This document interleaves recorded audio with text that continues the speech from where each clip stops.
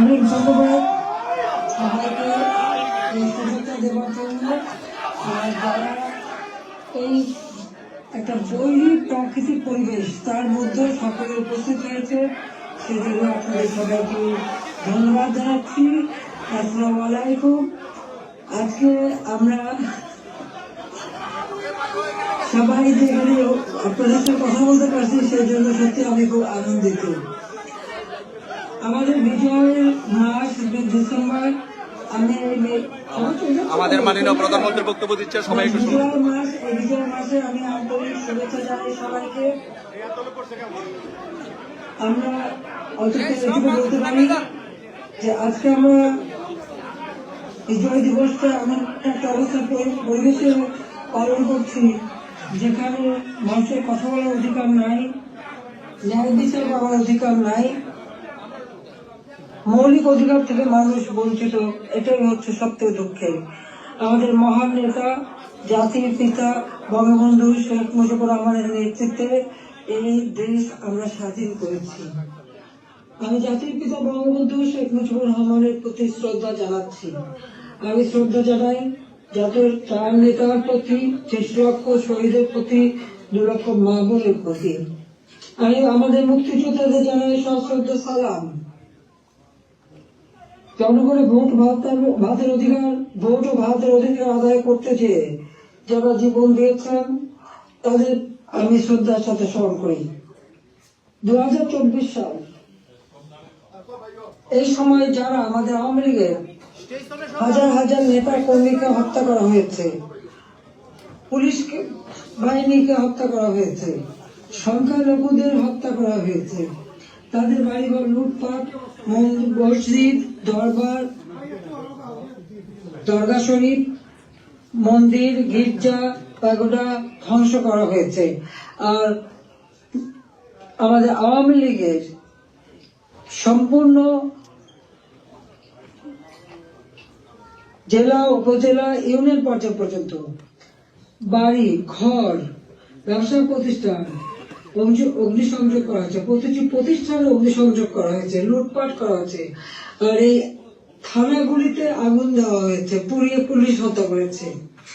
কাজে বর্তমান যারা শাহাদাত বরণ করেছে, যারা এই ধরনের ঘটনার শিকার হয়েছে, ছাত্র, শিক্ষক, আইনজীবী, সাংবাদিক, বুদ্ধিজীবী এবং আমাদের আওয়ামী লীগের নেতা কর্মী, পুলিশ বাহিনী সহ আনসার, বিডিপি যারা মৃত্যুবরণ করেছে, আমি তাদের সকলের আত্মার মাগফিরাত কামনা করি।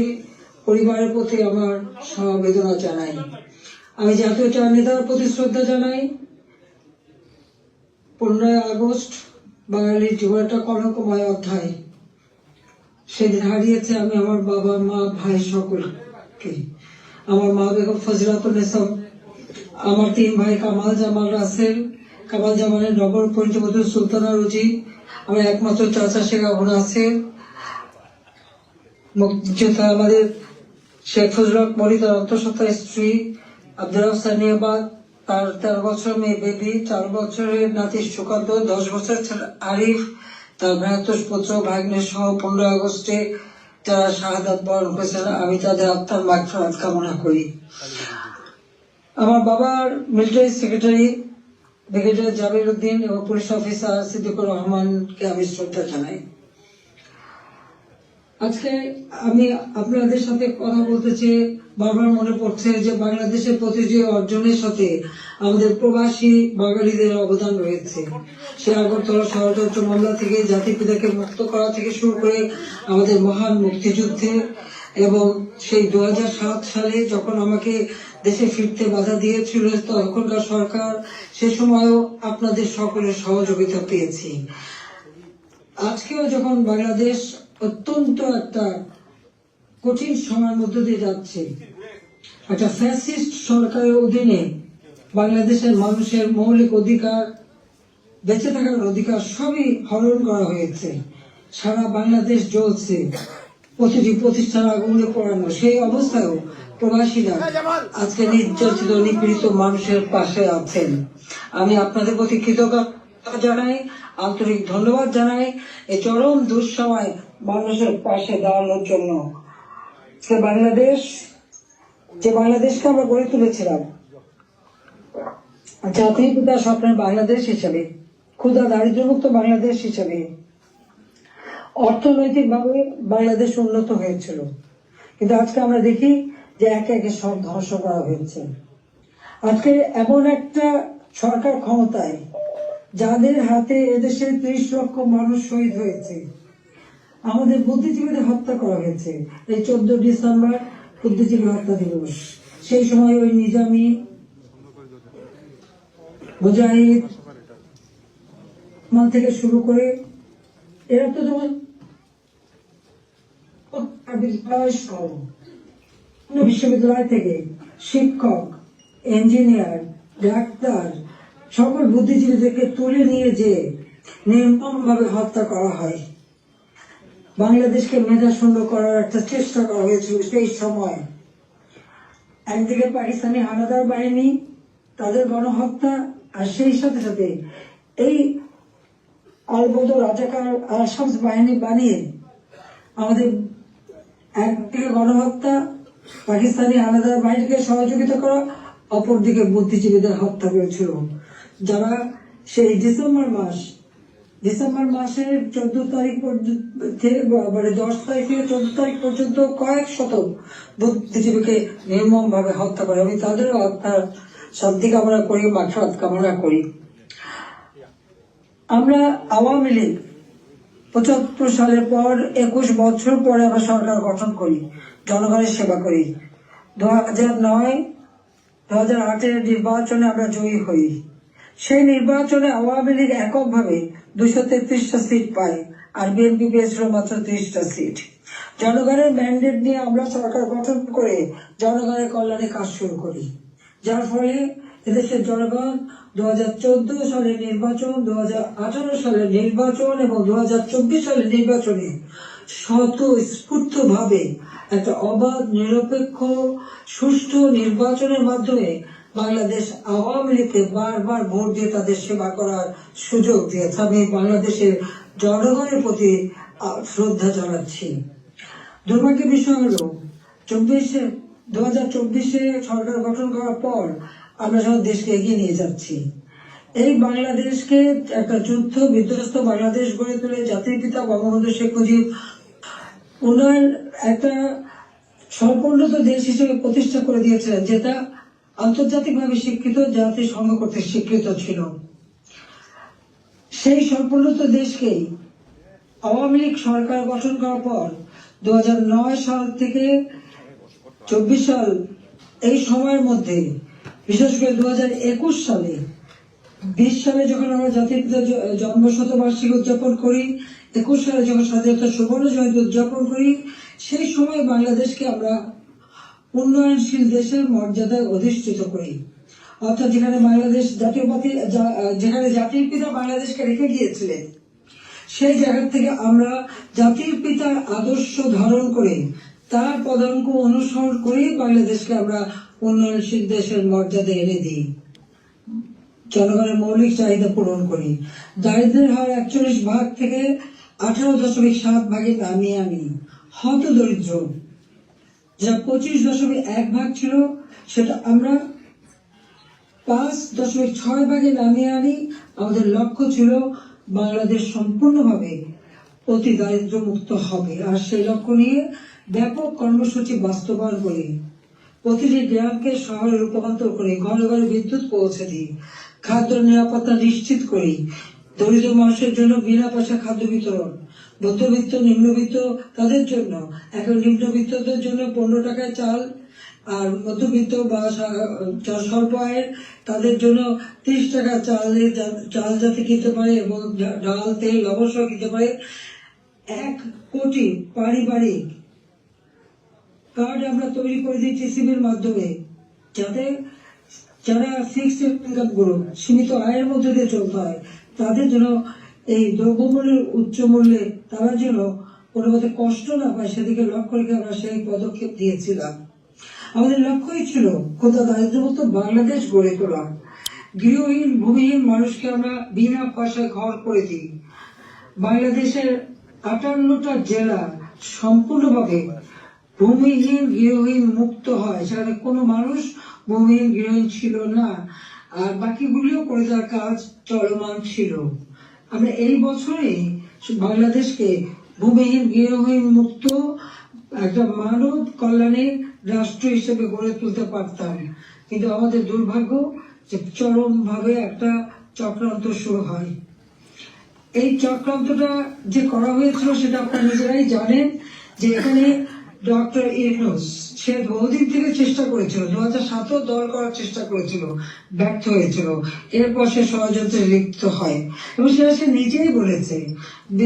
যখন জাতিসংঘে গিয়েছিল বিল ক্লিন্টন ফাউন্ডেশনের এক অনুষ্ঠানে, বিল ক্লিন্টনের সঙ্গে পরিচয় করার সময় সে বলেছিল যে 2024 জুলাই 7 তারিখ থেকে যে কোটা আন্দোলন শুরু হয়, এটা কোনো ছাত্র জনতার আন্দোলন ছিল না, এটা ছিল তার মেটিকুলাসলি ডিজাইন করা একটা পরিকল্পিতভাবে আন্দোলন, যার মাধ্যমে আমাকে ক্ষমতাচ্যুত করে এবং তার মাস্টার মাইন্ড দিয়ে সে পরিকল্পনা করে এটা করেছিল।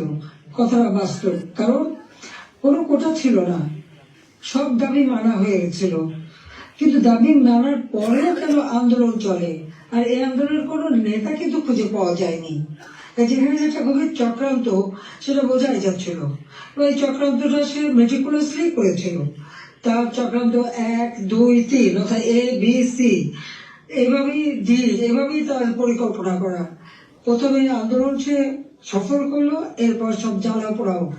জাতির পিতা বঙ্গবন্ধু স্মৃতি জাদুঘর, ওই ছবিটুকু তো আমরা 2 বোন পেয়েছিলাম, আমরা তো ভোগের জন্য নেইনি, জনগণকে এই শপথ দান করেছিলাম। সেই বঙ্গবন্ধু ভবন স্মৃতি জাদুঘর আগুন পড়ায়, একসাথে ওই লাইনে 9টা বাড়ি পড়ায়, 4টা মানুষ পড়ে মারা যায়। খালি এখানেই না, সারা বাংলাদেশ আগুন দিয়ে জ্বালায় তারা। সেই মেট্রো ওই ইউনূসের একজন সমন্বয়ক, সে নিজেই স্বীকার করেছে পুলিশ হত্যা এবং মেট্রো রেলে আগুন না দিলে নাকি তাদের বিপ্লব সফল হতো না। তো পুলিশ হত্যা এবং মেট্রো রেল আগুন দেওয়া, অর্থাৎ শুধু মেট্রো রেল না, যে কটা প্রতিষ্ঠানে আগুন দিয়েছে, বিটিভি থেকে শুরু করে আমাদের সেতু ভবন, সড়ক ভবন, দুর্যোগ মন্ত্রণালয় ভবন, সবই তাদের ওই পরিকল্পনার অংশ।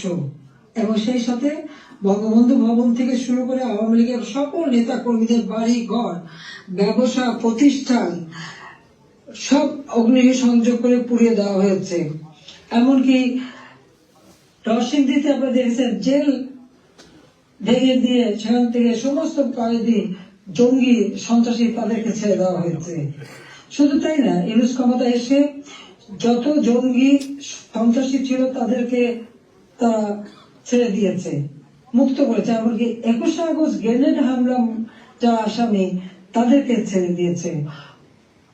হলিউডিজনে যেখানে জঙ্গি হামলা হয়, আমরা সেই হামলা মোকাবেলা করে সেখানে কিছু মানুষ উদ্ধার করি, কিন্তু অনেক মানুষকে তারা হত্যা করে। সেই অপরাধী জঙ্গি সন্ত্রাসী যাদের বিচার হয়েছিল, সাজাপ্রাপ্ত, তাদেরকেও মুক্ত করে দেয়।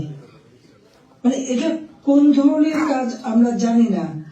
আর দেখা যাচ্ছে যে শুধু আগুনে পড়ছে না, বাড়ি ঘর সম্পত্তি লুটপাট করা এবং তারপরে অগ্নিসংযোগ করা, সংসদ ভবনে আক্রমণ, সেখানে ভাঙচুর করা, চিফ জাস্টিস তাকে অপমান করে, লাঠি সোটা নিয়ে তাকে অপমান করে তাকে পদ থেকে বাধ্য করা, নির্বাচন কমিশন, পাবলিক সার্ভিস কমিশন, মানবাধিকার কমিশন করে এক এক প্রতিষ্ঠান, প্রত্যেকটা প্রতিষ্ঠান ধ্বংস করেছে, সকলকে সেখান থেকে বাধ্য করেছে পদত্যাগ করতে। আওয়ামী লীগের নেতা কর্মী শুধু না, আমাদের যারা বুদ্ধিজীবী, সাংবাদিক, 300 সাংবাদিকের একটা ডিটেনশন কার্ড বাতিল, চাকরিচ্যুত। 106 জন সাংবাদিকের বিরুদ্ধে হত্যা মামলা। এখন প্রায় 1700 সাংবাদিক গ্রেপ্তার, বন্দী। আওয়ামী লীগের কয়েক হাজার নেতা কর্মী, প্রায় 4-5 হাজার নেতা কর্মী তাদেরকে হত্যা করেছে, আহত করেছে। পুলিশ 3,000-এর মতো পুলিশ তাদেরকে পুলিশকে হত্যা করেছে। আনসার 40 জন আনসারের কোনো খবরই নেই, তাদের গুম হয়ে গেছে, তারা বাড়ি ঘরে আসতে পারে না, জানেও না তারা কোথায় আছে। তাদেরকে মেরে তাদেরকে লাশ পর্যন্ত গুম করে দেওয়া হয়েছে। ব্যবসায়ী, সাংবাদিক, সংস্কৃতি কর্মী, পেশাজীবী প্রত্যেকের বিরুদ্ধে মিথ্যা মামলা আর হত্যা মামলা। আমি জানি না পৃথিবীর কোন দেশে এত হত্যা মামলা হয় কিনা। আমার নিজের একার বিরুদ্ধেই তো বোধহয় 250 মামলা, তাও আবার হত্যা মামলাই অধিকাংশ। একদিকে হত্যা মামলা দিয়েছে এবং আমাদের যত নেতা কর্মী তাদেরকে গ্রেপ্তার করেছে। গ্রেপ্তার করবার পর যখন কোর্টে নেয় তাদের উপর হামলা করা হয়। এটা তো পৃথিবীতে আমরা কোনোদিন দেখিনি। আপনারা জানেন যে এমনকি একজন সাধু চিন্ময় কৃষ্ণ দাস, তাকে গ্রেপ্তার করা হলো, কিন্তু তার পক্ষে আইনজীবী দাঁড়াতে পারবে না। এটা কোন ধরনের বিচার যে একজন আসামির পক্ষে আইনজীবী দাঁড়াতে পারবে না?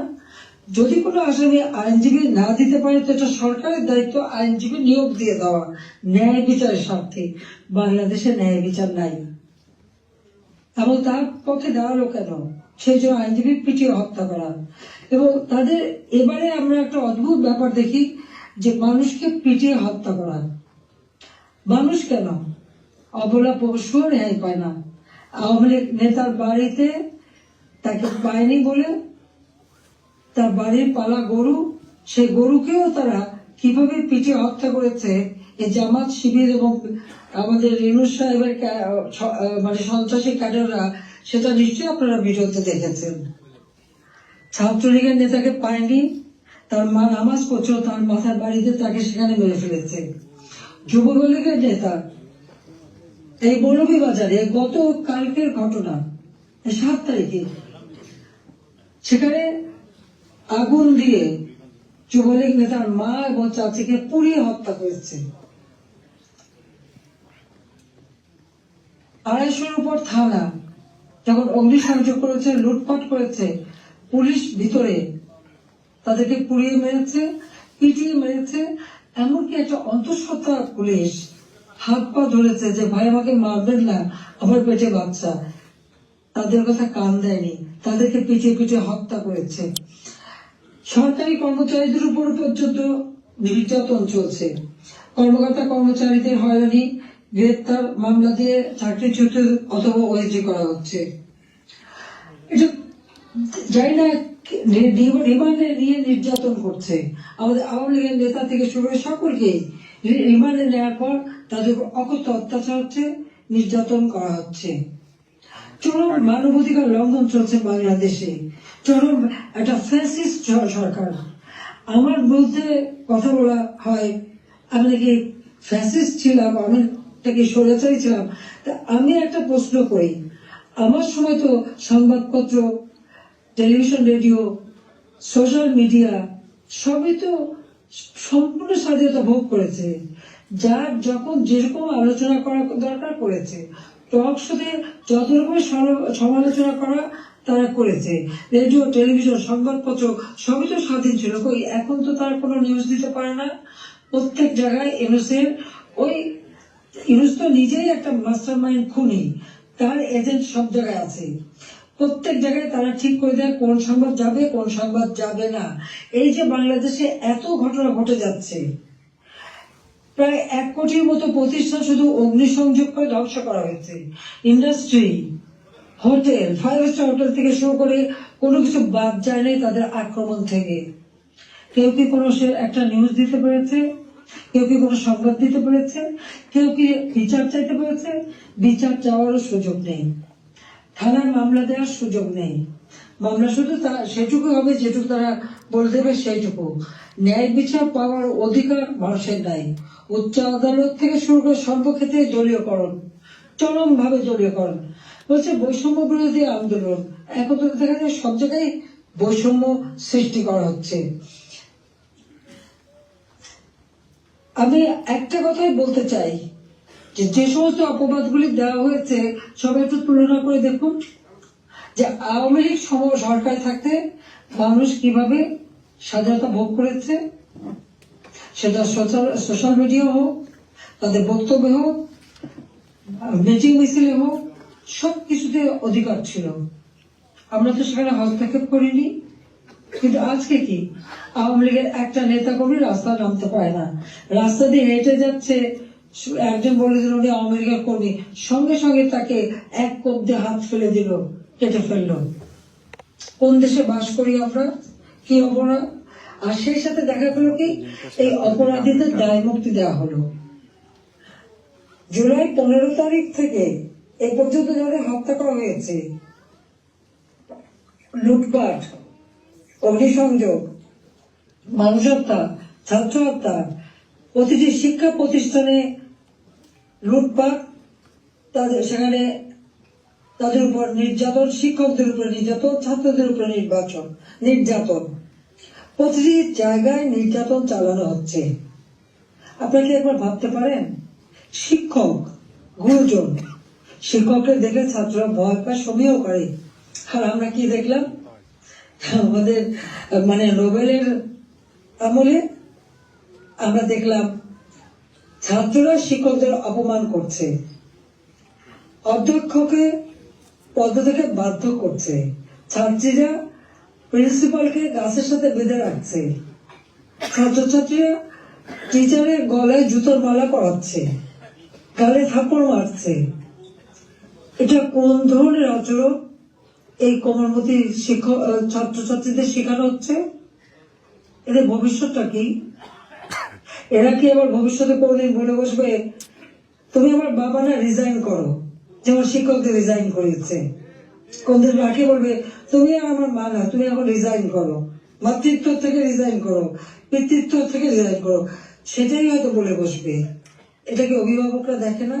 এটা কি ধরনের এই জাতিকে কিভাবে গড়ে তুলছে সেটাই আমার প্রশ্ন। আমরা তো শিক্ষা দীক্ষায় সব দিক থেকে সুযোগ করে দিয়েছি, আমরা শিক্ষা বৃত্তি দিয়েছি, বয়স্ক ভাতা, বিধবা ভাতা, প্রতিবন্ধী ভাতা, মুক্তিযোদ্ধা ভাতা দিয়েছি, সব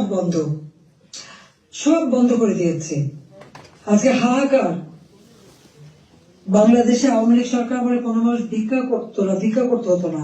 হ্যাঁ, কিছু প্রফেশনাল ভিখারি ছিল, সেটা আলাদা, কিন্তু মানুষকে তো ওইভাবে খাবারের জন্য হাহাকার করতে হতো না।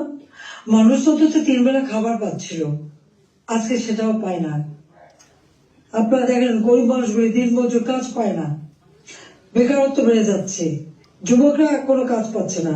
আমরা ডিজিটাল বাংলাদেশ করেছি, আমরা ট্রেনিং দিচ্ছি, কম্পিউটার ট্রেনিং এবং ইনকিউবেশন সেন্টার করে দিয়েছি, হাইটেক পার্ক করেছি, বঙ্গবন্ধু স্যাটেলাইট 1 উৎক্ষেপণ করেছি, কর্মসংস্থান গ্রাম পর্যায় পর্যন্ত ওয়াইফাই কানেকশন, ব্রডব্যান্ড কানেকশন আমরা দিয়েছি, মানুষ কাজ করে খেতে পারে, ট্রেনিং দিচ্ছি।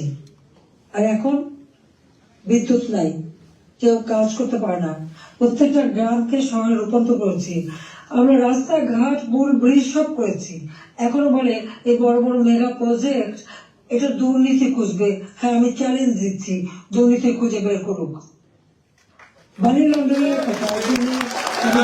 কমিটি বানিয়েছে, তারা বলেছিল অর্থনীতির বিষয়ে। আমার প্রশ্ন, মানি লন্ডারিং এর খোঁজ করবেন? সবার আগে ওই ইউনুসের মানি লন্ডারিং এর খোঁজটা করুন। গ্রামীণ ব্যাংকে কত টাকা পাচার করেছে গ্রামীণ ফোনের, আগে সেই হিসাবটা বের করেন, তাহলে দেখো স্বচ্ছার সাথে নিজের নামে দুর্নীতির মামলা হয়েছে, সেই দুর্নীতি দমন কমিশন তাদেরকেও পদকে বাধ্য করে দলীয়করণ করা হয়েছে, আর সেই দুর্নীতির মামলা সব মামলা প্রত্যাহার করে নেওয়া হয়েছে। 666 কোটি টাকা ট্যাক্স, কত সম্পদের মালিক যে এত টাকা ট্যাক্স হয়, সেই ট্যাক্সও তার দেওয়া লাগবে না, সেটাও মাপ। নিজের ট্যাক্স মাপ করিয়ে নিয়ে, নিজের দুর্নীতি মামলা প্রত্যাহার করে নিয়ে অন্যের দুর্নীতি খুঁজতে যাওয়া আর অন্যকে ট্যাক্স দেওয়ার জন্য আবেদন করা, এটা কোন ধরনের মানসিকতার, কোন ধরনের খেলা? বা এটা তো জাতির সাথে তামাশা করা, সেটা তো তামাশা করছে, এটাই আমার মনে হচ্ছে। আজকে বিচার নেই, মানুষ ন্যায় বিচার থেকে বঞ্চিত, আজকে মানুষের পেটে খাবার নেই, আজকে চারিদিকে হাহাকার, মানুষের কথা বলার অধিকার নেই, রাজনীতির করার অধিকার নেই। আমাদের আওয়ামী লীগ কোন অপরাধটা করেছে? বাংলাদেশের মানুষের যতটুকু অর্জন আওয়ামী লীগের হাত দিয়ে, সেই বাংলা ভাষায় কথা বলার অধিকার থেকে শুরু করে স্বাধীনতা অর্জন, বিজয় অর্জন, এই 16ই ডিসেম্বর আমাদের বিজয় দিবস, এই বিজয় অর্জন সবই আওয়ামী লীগের হাত ধরে। বাংলাদেশে কে একটা যুদ্ধ বিধ্বস্ত দেশ, একটি প্রদেশকে রাষ্ট্রে উন্নীত করা, এটাও আওয়ামী লীগের দ্বারা। সর্বোন্নত দেশ থেকে আজকে উন্নয়নশীল দেশের মর্যাদা, এটাও তো আওয়ামী লীগ অর্জন করে দিয়েছে। প্রবাসী যারা আছেন, Yes. আওয়ামী লীগ সরকার আগে আপনারা প্রবাসে ছিলেন, বাংলাদেশ কোথায় ছিল? সেই সময় আপনারা মানুষের কাছে গেলে কিভাবে মানুষ তো করুণার চোখে দেখতো। জাতিপিতা বলেছিলেন ভিক্ষুক জাতির কোনো ইজ্জত থাকে না, তাহলে ভিক্ষুক জাতি হতে চায়নি, আত্মমর্যাদাশীল জাতি হিসেবে বাংলাদেশকে গড়তে চেয়েছিলাম, আর সেভাবে গড়েছিলাম। আপনারা নিজে একবার চিন্তা করে দেখেন, আমি সরকারে থাকতে বাংলাদেশ শুনলে পৃথিবী কি বলতো? পৃথিবী বলতো বাংলাদেশ উন্নয়নশীল দেশ, বাংলাদেশ একটা উন্নয়নের মডেল, বাংলাদেশের উন্নয়ন একটা বিস্ময়। বাংলাদেশের মানুষ যেখানে যেত মর্যাদা পেত। আমরা নিজস্ব অর্থায়নে পদ্মা সেতু নির্মাণ করে বাংলাদেশকে দেখিয়ে দিই এবং সারা বিশ্বকে দেখিয়েছি বাংলাদেশ পারে, অসাধ্য সাধন করতে পারে, সেটা আমরা দেখিয়েছিলাম। কিন্তু আজকে যিনি পদ্মা সেতু টাকাও বন্ধ করেছিলেন একটা এমডি পদে থাকতে পারেননি বলে, সরকারের মধ্যে মামলা করে হেরে গিয়েছিল, যিনি লেবারদের অর্থ আত্মসাৎ করে সেই টাকা দুর্নীতি করে লেবার কোর্টে মামলায় সাজাপ্রাপ্ত আসামি হচ্ছে ইউনূস। লেবার কোর্টে তার সাজা পর সে যখন জামিনে আবেদন করে, সে কিন্তু জামিন পেয়েছিল, সরকারের পক্ষ থেকে তো বাধা দেওয়া হয়নি। কিন্তু আজকে দেখেন আপনারা, হাজার হাজার আওয়ামী লীগের নেতা কর্মী, প্রায় 30,000-এর মতো মামলা দিয়েছে। সব মামলা বেশিরভাগ হলো, এর 90% হলো হত্যা মামলা, কেউ জামিন পাবে না। সে তো সাজা পেয়েও জামিন পেয়েছিল আওয়ামী লীগ সরকারের আমলে। সে নিজে একটু ভেবে দেখুক, আপনারাও বিচার করে দেখেন। আমি বিশ্বের সবাইকে বলতে আপনারাও বিচার করেন। কই আওয়ামী লীগ তো বাধা দেয়নি কোনো। ন্যায় বিচার পাওয়ার অধিকার সকলের আছে, কোর্ট সম্পূর্ণ স্বাধীন ছিল, বিচার বিভাগ স্বাধীন ছিল, কাজে সেখানে মানুষ সেই স্বাধীনতা ভোগ করেছে।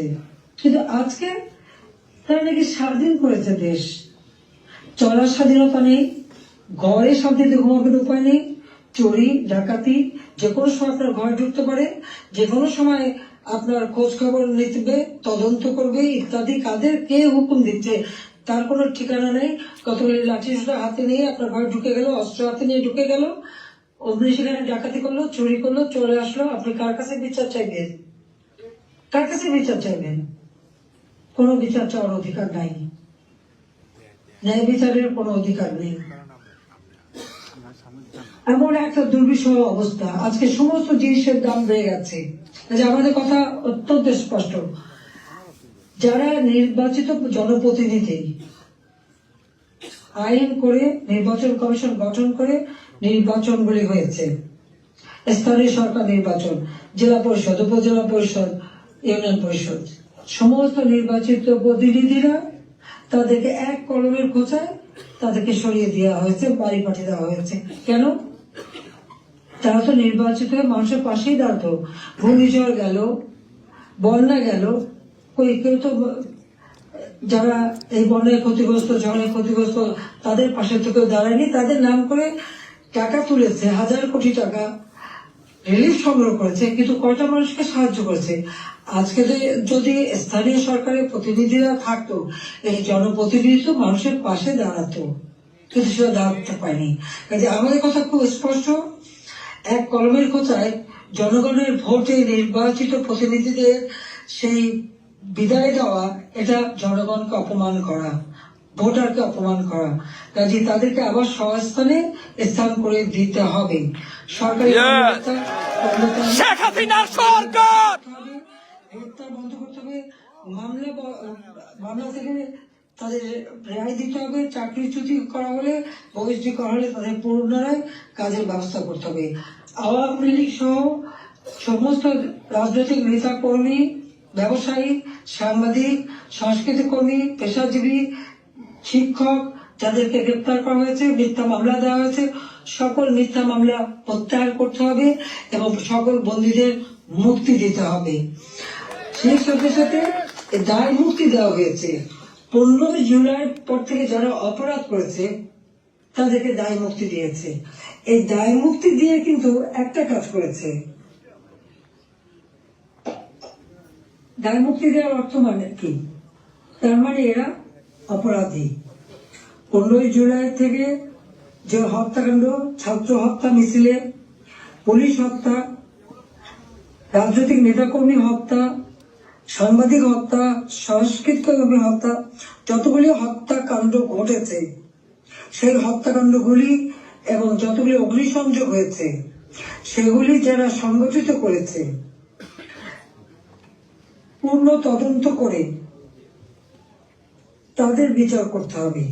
আর এই মিথ্যা মামলাগুলি যাদের বিরুদ্ধে দেওয়া হয়েছে সব মামলা প্রত্যাহার করতে হবে। 15 জুলাই থেকে 8 আগস্ট পর্যন্ত যাদের দায় মুক্তি দেওয়া হয়েছে এই দায় মুক্তি দেওয়ার কোনো অধিকার নেই, তাদের বিচার করতে হবে। কারণ দায় মুক্তি দিয়ে আমাদের মাস্টার মাইন্ড খুনি ইউনূস সাহেব এটাই প্রমাণ করেছে যে এরা সব অপরাধী, এই সমস্ত অপরাধ তারা করেছে। একই সাথে মিছিল করেছে, ক্লোজ রেঞ্জে গুলি করা হয়েছে, মানুষ মারা হয়েছে। আবু সাইদের হত্যাকাণ্ড, মুগ্ধর হত্যাকাণ্ড, সব হত্যাকাণ্ডের জন্য কিন্তু এই মাস্টার মাইন্ডেরই দায়ী। কারণ তারাই এই হত্যাকাণ্ড ঘটিয়েছিল, কারণ লাশ ফেলো সরকার পড়ে যাবে। হ্যাঁ, আমি যদি আরো শক্তি প্রয়োগ করতাম অনেক লাশ পড়তো, আমি সরে আসতাম না। কিন্তু আমি তো লাশের উপরে লাশ ফেলতে চাইনি, আমি তো চাইনি মানুষ আরো জীবন দিক। কারণ আমি তো স্পষ্ট দেখতে পাচ্ছি যে পরিকল্পিতভাবে হত্যা হচ্ছে, পুলিশকে খামাখা দোষারোপ দিচ্ছে, পুলিশকে তো রাবার বুলেট ব্যবহার করেছে এবং যখন পুলিশকে মেরে ঝুলানো হয়েছে তখন তারা তাদের জীবন বাঁচাতে চেষ্টা করেছে। এটা কিন্তু একটা ইউনিভার্সাল সিস্টেম, এটা বিশ্বব্যাপী আছে, তাদেরও আত্মরক্ষার সুযোগ আছে।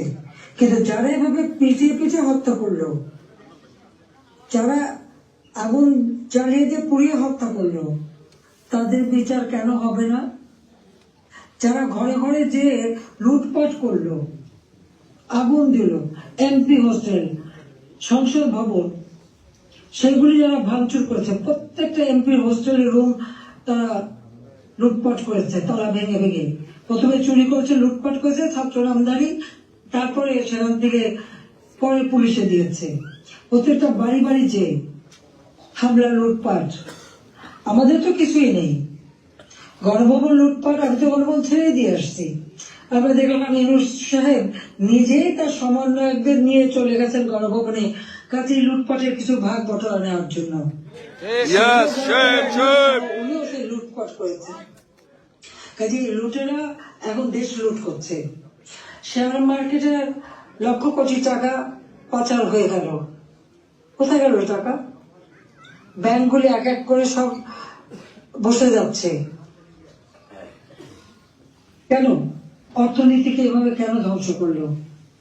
যেখানে মাথা পিছু আয় আমরা বাড়িয়েছিলাম, আমরা আজকে আন্তর্জাতিকভাবে স্বীকৃত যে বাংলাদেশ উন্নত হচ্ছে, 35তম অর্থনীতির দেশ। আমাদের লক্ষ্য ছিল আমরা প্রকৃতপক্ষে 25তম আমরা করে ফেলেছিলাম। আমরা আরো উন্নত করতাম, 26 সালের মধ্যে বাংলাদেশ আরো এগিয়ে যেত। 41 সালের মধ্যে বাংলাদেশকে আমরা একটা আধুনিক স্মার্ট বাংলাদেশ গড়ে তুলব, সেই লক্ষ্য নিয়ে আমরা কাজ করছিলাম। কেন বাংলাদেশকে এই বাংলাদেশের অগ্রযাত্রা ব্যাহত করা হলো, সেই জবাব এই খুনি ইউনূস, ফ্যাসিবাদ, স্বৈরাচার তাকে দিতে হবে, সেই জবাব তাকে দিতে হবে, তার ওই মাস্টার মাইন্ড এবং তার সমন্বয়কদের দিতে হবে, তার উপদেষ্টাদের দিতে হবে। Yes! হাসিনার বিচার করে কি বিচার করবে? আমি তো কি অন্যায় করেছি? গরিবের পেটে ভাত দিয়েছি, এটা অন্যায়? দারিদ্র মুক্ত করেছি, এটা অন্যায়? জনগণকে কথা বলার সুযোগ দিয়েছি, ভোটের অধিকার ফিরিয়ে দিয়েছি, হত্যাকুর ষড়যন্ত্র রাজনীতি বন্ধ করেছি, এইগুলি আমার অন্যায়? আমার হাত দিয়ে তো কোনো খুন হয়নি। আমি তো মানুষের জীবন দিতে আসিনি, আমি মানুষের জীবন দিয়েছি, জীবন উন্নত করেছি। যারা জীবন নিয়েছে, যারা হত্যাকাণ্ডের সঙ্গে জড়িত, তাদের বিচার হবে। এবং Yes! সংবিধানের ৭ম অনুচ্ছেদে খ অনুযায়ী কেউ যদি অবৈধভাবে ক্ষমতা দখল করে, তার বিচার হয়। Yes! জনপ্রতিনিধির কাছে ক্ষমতা হস্তান্তর করতে পারে। আমি তো সেই সুযোগ পাইনি, তাই আমি সরে এসেছিলাম যেন লাশের উপর লাশ না পড়ে, সেই জন্য দুর্ভাগ্যের বিষয় যে থামেনি। একদিন ইনশাআল্লাহ সেই দিন আসবে, এই খুনিদের বিচার একদিন বাংলা মাটিতে হবেই হবে। Inshallah! সেটা আমরা করবো। যেমন যুদ্ধ অপরাধীদের বিচার করেছি, 15 আগস্টের হত্যাকারীদের বিচার করেছি। আমি জানি এই যুদ্ধ অপরাধীদের বিচার করেছি বলে আমার বিরুদ্ধে মামলা, এবং আইসিটিতে ওই আন্তর্জাতিক যে ট্রাইব্যুনাল আমরা করেছিলাম যুদ্ধ অপরাধীদের বিচার করতে, আজকে সেই কোর্ট করে সেখানে আমার মামলা হবে, সেখানে আমার বিচার হবে। কেন? সেই সময় যুদ্ধ অপরাধীদের যে ডিফেন্সে ছিল তাকেই করেছে চিফ প্রসিকিউটর এই আইসিটি। আর জামাতের একটা দল হয়েছিল এবি পার্টি, সেই পার্টির যে একজন যে প্রেসিডেন্ট ছিল সে হয়ে গিয়েছে এই আইসিটি চেয়ারম্যান। তো সেখানে ন্যায় বিচার কি করে হবে? আর এটা কিভাবে করে?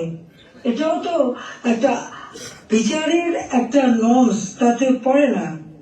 কিন্তু গায়ের জোরে সব করবে তারা, কারণ তাদের হাতে অস্ত্র আছে, লাঠি আছে, পেট্রোল বাহিনী আছে, সন্ত্রাস বাহিনী আছে, সেটা দিয়ে তারা এই বিচার করতে চায়। এটাই তারা করবে, এটাই তাদের লক্ষ্য। যাক, আমি অনেক সময় নিলাম, আপনারা ধৈর্য ধরে আমার বক্তব্য শুনেছেন, আমি আপনাদেরকে আন্তরিক ধন্যবাদ জানাই। ইনশাল্লাহ এই বিজয়ের মাস আমাদের, এই অন্ধকার কেটে যাবে, নতুন সূর্য উদিত হবে।